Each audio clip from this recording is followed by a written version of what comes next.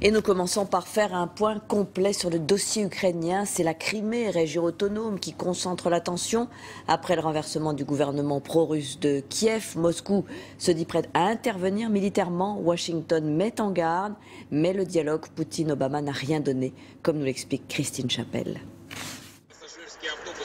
Les troupes russes sont en Crimée et n'hésitent plus à se montrer. Sur les routes, des convois de véhicules blindés convergent vers les sites stratégiques, comme ici à Perevalnoï, au sud de la capitale de Crimée.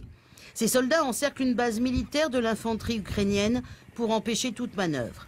Kiev a rappelé l'armée de réserve et le nouveau gouvernement appelle à la mobilisation générale.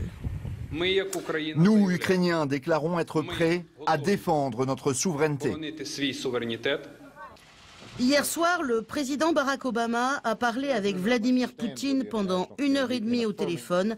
Les deux hommes sont restés sur leur position. Repliez vos forces dans leur base en Crimée. Si la violence continue à se répandre dans les régions orientales d'Ukraine et de Crimée, la Russie se réserve le droit de protéger ses intérêts et ceux des russophones vivant là-bas. Face à ces bruits de bottes, les Occidentaux font front commun.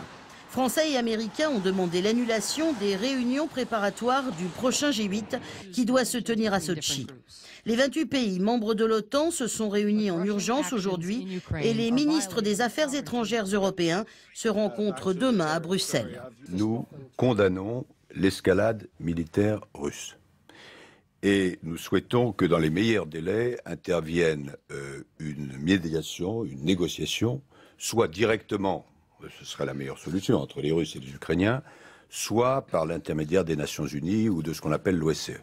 Mais le nouveau gouvernement ukrainien semble avoir du mal à maîtriser la situation. Ce soir, le commandant en chef de la marine ukrainienne, nommé vendredi dernier, a annoncé prêter allégeance aux pro-russes de Crimée.